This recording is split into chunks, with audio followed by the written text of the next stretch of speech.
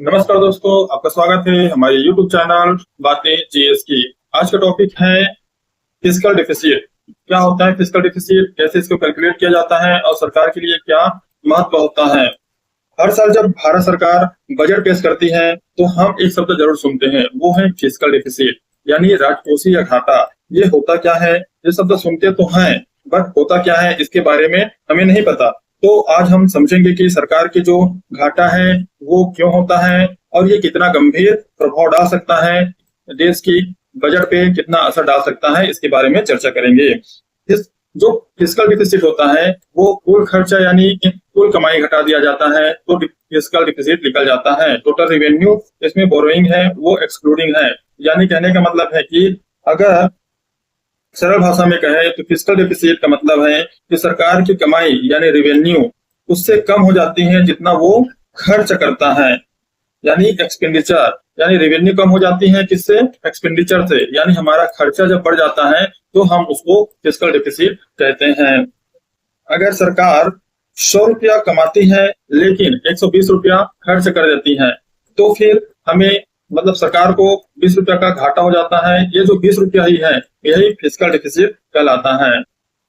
सरकार की कमाई और खर्चा क्या होते हैं, यानी सरकार के पास पैसे कहाँ आते हैं और कहाँ उसे खर्च कर देते हैं। कमाई का साधन होता है टैक्स से, इनकम टैक्स से और जीएसटी से, कस्टम ड्यूटी से, ये इसका कमाई का साधन है। उसी प्रकार से नॉन टैक्स रेवेन्यू है, जैसे पीएसआई का अगर मुनाफा हुआ तो वो जैसे किसको दे देता है, सरकार को दे देता है। यानी जैसे कि बैंक है, जैसे आरबीआई को मुनाफा होता है तो आरबीआई सरकार को क्या देते हैं, लाभांश देते हैं। तो ये एक प्रकार की नॉन टैक्स रेवेन्यू होता है जो सरकार के पास जमा होती है। फीस हो गया, लाइसेंस हो गया, ये सब नॉन टैक्स रेवेन्यू होता है, ये सरकार की कमाई है।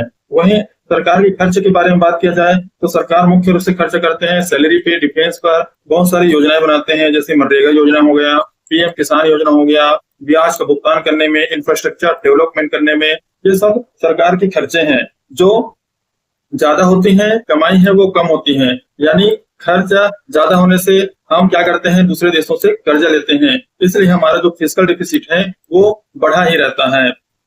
अगर कमाई से ज्यादा खर्च हो तो सरकार को उधार लेना पड़ता है और ये उधार विदेशों से लेता है।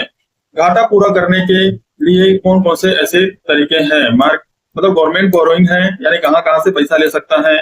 तो पहला है कि जब सरकार के पास पैसा कम हो जाता है तो वो घाटा पूरा करने के लिए उधार लेती है। और उधार कहाँ से लेती है, मार्केट से बॉन्ड बेच के उधार लेती है। इसी तरह से आरबीआई से, यानी ये आरबीआई से लोन लेती है। वही बात किए थे, आरबीआई क्या करते हैं, कम दर पे सरकार को लोन देती है। उसी तरह से जो प्रोविडेंट फंड है या स्मार्ट सेविंग स्कीम है उसके थ्रू इसको क्या होना पड़ता है, इसको लोन लेना पड़ता है, इससे घाटा पूरा करने के लिए। इससे सरकार के ऊपर कुछ नहीं, ये जहां से जितने लोन लेंगे तो इसमें ब्याज देना पड़ेगा, तो इससे सरकार का ब्याज है उसका बोझ बढ़ जाता है। भारत का जो फिस्कल डेफिसिट कितना है इसके बारे में बात करते हैं। तो भारत का जो फिस्कल डेफिसिट है वो हर साल बदलता रहता है, क्योंकि खर्चा और कमाई है वो हर साल अलग अलग होता है। अगर खर्चा किसी साल ज्यादा हो गया और कमाई कम हो गया तो हमें ज्यादा लोन लेना पड़ेगा, और अगर कमाई ज्यादा है और खर्च कम है तो हमें कम लोन लेना। भारत का फिस्कल डिफिसिट हर साल अलग होता है। 2024-25 में सरकार ने 5.1% तक लाने का लक्ष्य रखा था जीडीपी के अनुपात में। विशेषज्ञ का मानना है कि फिस्कल डिफिसिट है वो 3 से 4% के बीच होना चाहिए, तभी हम किसी देश से ज्यादा कर्ज नहीं लेंगे और हम ज्यादा खर्च भी नहीं करेंगे। उससे ज्यादा होने पर देश पर कर्ज बढ़ता है, इसलिए 3 से 4% के बीच होना चाहिए। अभी अपना फिजिकल डिफिसिट बढ़ा हुआ है 5.3, 5.4 इस तरह से चल रहा है।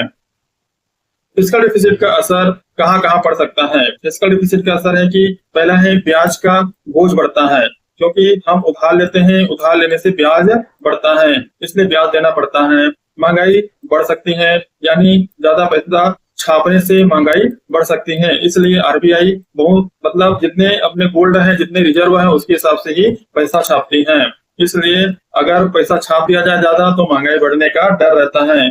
फॉरेन इन्वेस्टर का भरोसा घट जाता है और ये इंडिया आना बंद कर देते हैं। इसी तरह से शेयर मार्केट में एफआईआई आता है, वो भी अपना पैसा लगाना बंद कर देता है, इसलिए मार्केट पर भी असर देखने को मिलता है। अर्थव्यवस्था पर दबाव बना रहता है, खासकर विकासशील देशों में, क्योंकि ये जो फिस्कल डिफिसिट है देश को विकास की राह पे आगे बढ़ने नहीं देता है।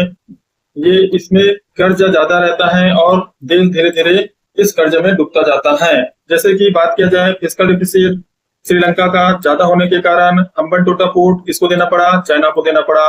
इसी तरह से एक सिपेक का निर्माण कर रहे हैं, चाइना पाकिस्तान इकोनॉमिक कॉरिडोर यानी पाकिस्तान से होकर गुजर रहा है, तो कहीं न कहीं ये पाकिस्तान को भी कब्जे में करने का असर है। तो इस तरह से अगर कोई भी देश किसी अन्य देश से लोन लेता है तो उसे ब्याज दर देना पड़ता है। जब ब्याज दर नहीं दे पाता है तो उस क्षेत्र में या कोई एक पर्टिकुलर जो क्षेत्र है उसको गिरवी रखना पड़ता है। इसलिए देखने को मिलता है श्रीलंका का हम्बनटोटा पोर्ट जो 99 ईयर के लिए श्रीलंका का हम्बनटोटा पोर्ट चाइना में गिरवी रखा हुआ है। लेकिन अगर घाटा अच्छा निवेश में हो, जैसे कि स्कूल में देखने को मिल सकता है, हाँ, सड़क में हो सकता है, इंफ्रास्ट्रक्चर में हो सकता है, तो इसका भविष्य में एक दिन इसका लाभ अच्छा देखने को मिल सकता है। तो घाटा एक अच्छे क्षेत्र में भी होना चाहिए। घाटा हो रहा है तो निवेश अच्छे क्षेत्र में होना चाहिए ताकि वहां से हमें प्रॉफिट जनरेट हो सके। बात करते हैं रेवेन्यू और फिस्कल के बारे में। रेवेन्यू डिफिसिट होता है यानी जो रोजमर्रा की खर्चे हैं उस पर उसकी जो कमाई है उसकी खर्चे हैं उसको रेवेन्यू डिफिसिट कहते हैं। यानी कितना कमाई कर रहे हैं और कितना खर्च कर रहे हैं, लेकिन ये डेली काउंट होता है। इसमें जो खर्च होते हैं वे ज्यादा होते हैं, कमाई होते हैं वो कम होते हैं, इसलिए इसे रेवेन्यू डिफिसिट कहते हैं। फिस्कल डिफिसिट में क्या होता है, एक लंबे अवधि के लिए पूरे खर्चा, जैसे कि हमारे यहाँ रखा गया है 1 अप्रैल से 31 मार्च तक के बीच जितना हमारे द्वारा मतलब भारत के द्वारा खर्चा किया गया और कमाई किया गया, अगर खर्च ज्यादा किया गया है कमाई कम किया गया है तो उसे फिस्कल डेफिसिट कहेंगे। तो दोस्तों फिस्कल डेफिसिट वो मीटर है जो सरकार की आर्थिक सेहत बनाता है। अगर ये ज्यादा हो जाता है तो सरकार पर कर्जा बढ़ जाएगा, इससे ब्याज भी ज्यादा देना पड़ेगा। अगर ये संतुलित रहता है तो देश की अर्थव्यवस्था सुरक्षित मानी जाती है और हमारा जो जीडीपी है वो भी आगे बढ़ता रहता है।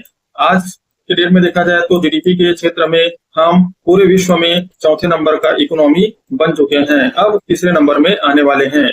तो कहीं ना कहीं हमारा जो फिस्कल डिफिसिट है वो धीरे धीरे अब कम हो रहा है। यह फिस्कल डिफिसिट है लेकिन हम अच्छी जगह निवेश कर रहे हैं, जैसे स्कूल बनाना हो, हाँ, कॉलेज बनाना हो, सड़क बनाना हो, कोई इंफ्रास्ट्रक्चर डेवलप करना हो, इन जगहों पर अगर अच्छे से निवेश किया जाए तो एक दिन उसका हमें लाभ होगा।